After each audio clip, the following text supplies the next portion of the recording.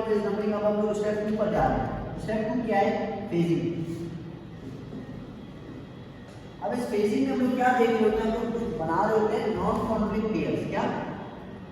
Non conflict pairs.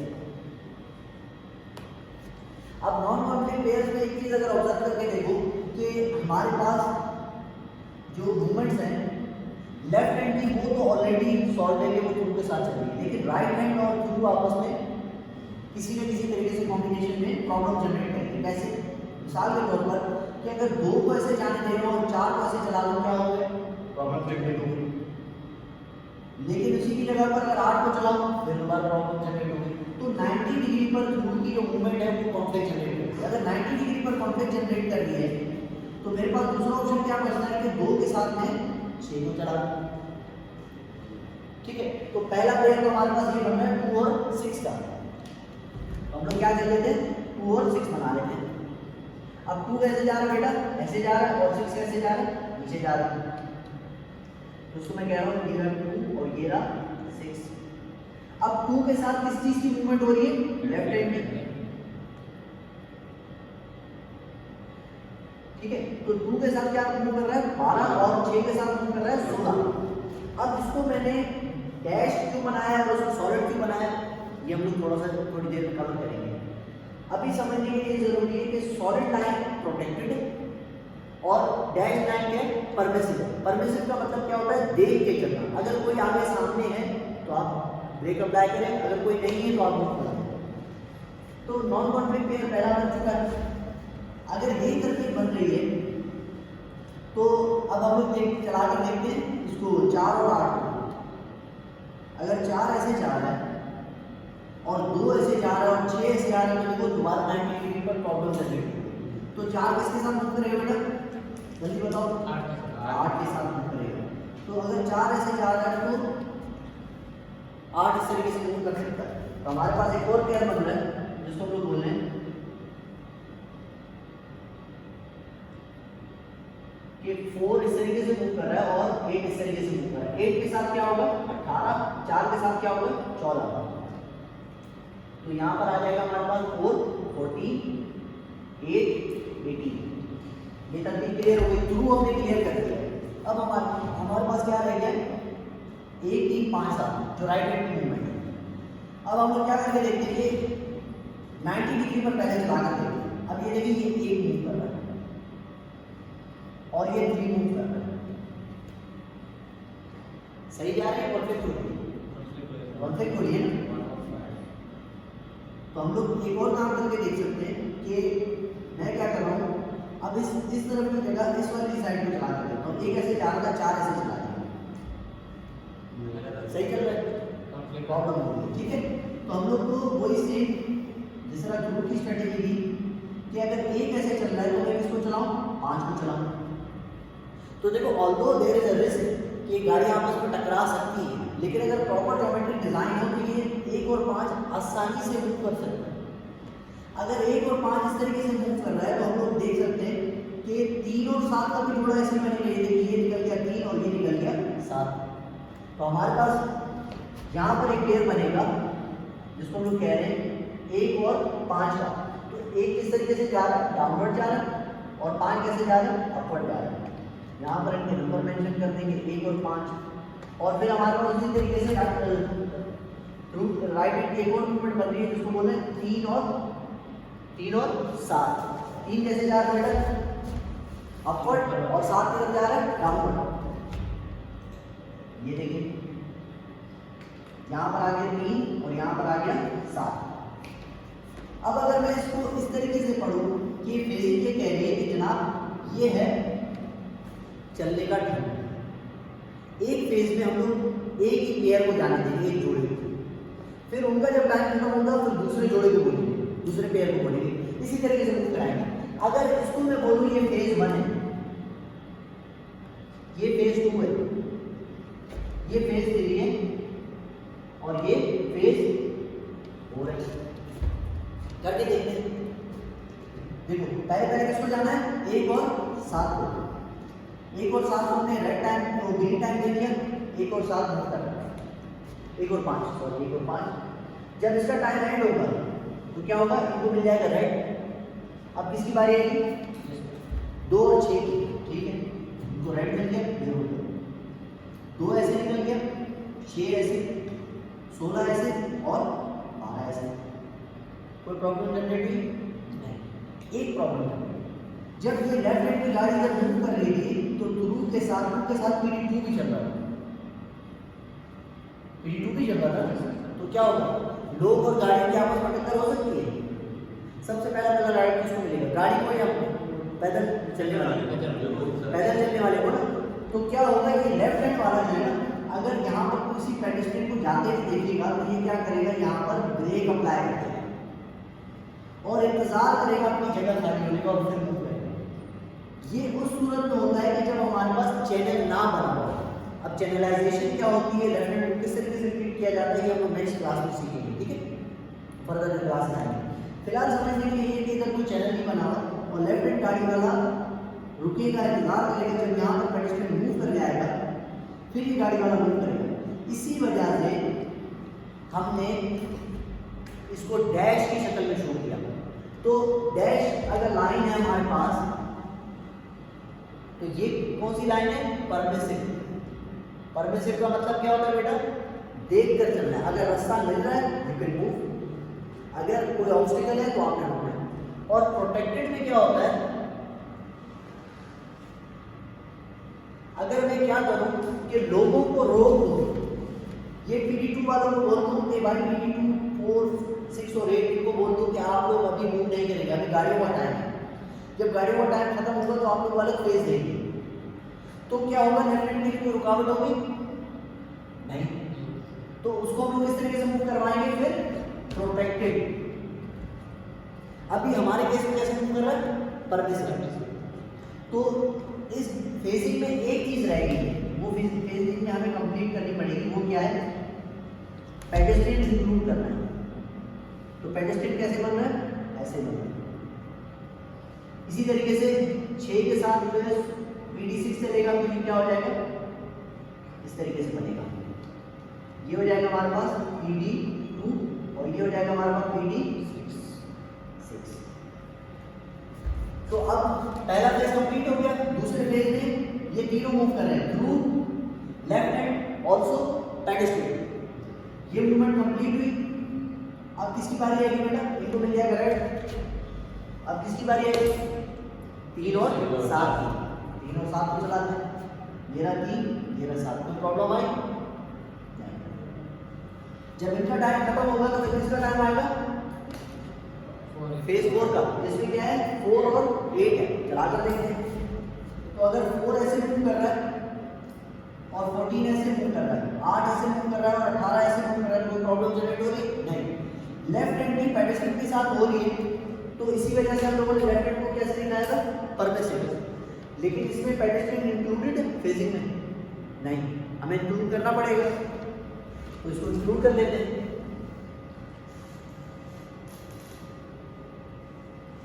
यहाँ पर आएगा PD8 आएगा और यहाँ पर कौन सा आएगा बेटा, PD4।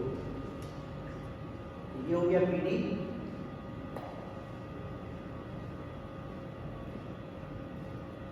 यहाँ पर क्या आ जाएगा बेटा, PD8।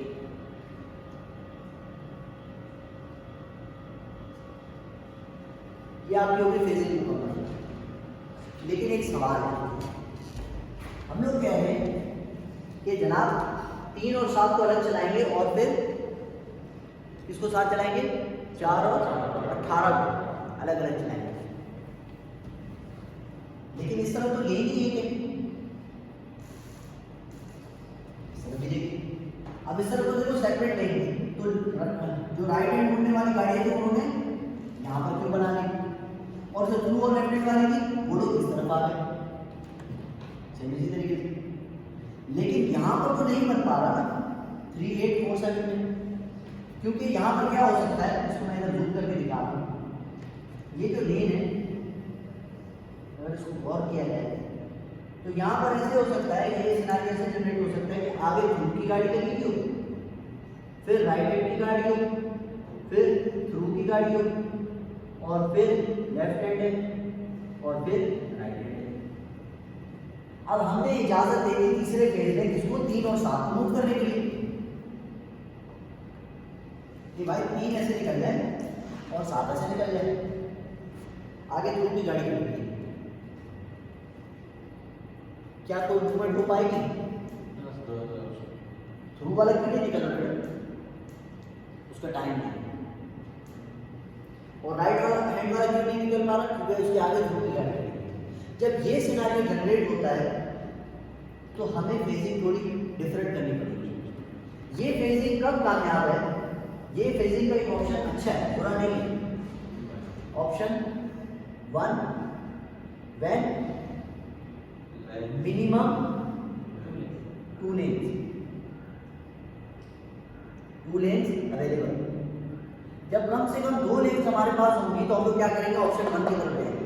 लेकिन अब हमारे पास 2 लेन्स अवेलेबल नहीं है तो क्या करें? किस तरीके से करें? ये वाला तो इंटैक्ट रहेगा,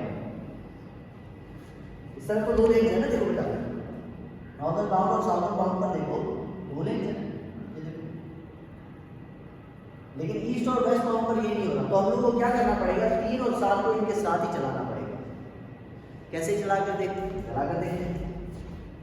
देखो यहाँ पर जब इस तरीके का सिनेरियो है तो इनको हम लोगों ने एक साथ टाइम देना है। जब एक साथ टाइम देना है चला कर देखते हैं। देखो 8 और 18 तो ऐसे ही चल रहा था ना साथ, अब हमने इसके साथ चला दिया 3, बाकी सब टूटेंगे।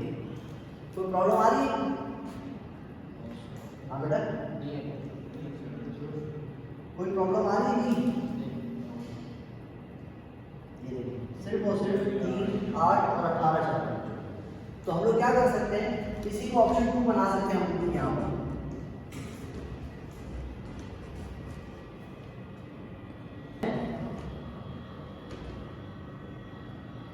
ओनली 1 लेन अवेलेबल।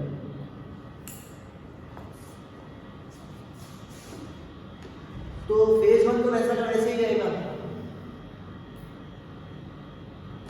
फेज 2 भी वैसा का वैसे ही रहेगा।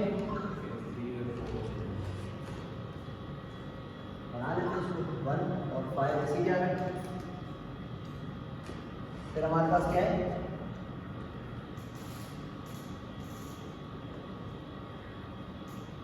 2, 12 और PD 2। इसी तरीके से यहाँ से कौन चल रहा है बेटा? यहाँ से चल रहा है 6, 16 और PD 6। इसको मेंशन कर देते हैं 2, 12, 6, 16 और ये क्या हो जाएगा? PD 6। ये क्या हो जाएगा बेटा? PD 2। सेम वही तरतीब है, ये फेजिंग वैसी है। अब हमारे पास फेज 3 में क्या चेंजिंग आ रही है कि अब हम लोग राइट हैंड को अलग नहीं चला रहे, हम लोग क्या करेंगे? एक तरफ को पूरा टाइम देंगे। अब ये जो मूवमेंट इस तरफ जा रही है इसको हम लोग कह रहे हैं वेस्टर्न बाउंड, वेस्ट की तरफ जा रही है, वेस्टर्न बाउंड एक साथ चल रही है। तो वेस्टर्न बाउंड एक साथ चल रही है तो हमारे पास कैसे तरतीब बनेगी?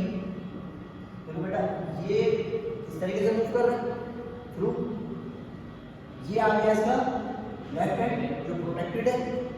फिर हमारे पास ये देखो, हमारे पास देखो ना 8, 18 और PD 8 यहाँ पर देखो, वही सेम इधर में ड्रॉ कर रहा हूँ। तो बन गया 8, 18, PD 8। अब इसमें एक चीज नहीं आ गई कि हम लोग जो 3 और 7 वाला चला रहे थे, अब ये 3 यहाँ पर 8 के साथ चलेगा। तो ये देखो ये 3 यहाँ से मूव कर गया और इसको मैंने सॉलिड लाइन से शो किया है, मतलब जो राइट हैंड है वो प्रोटेक्टेड है। बताओ क्यों?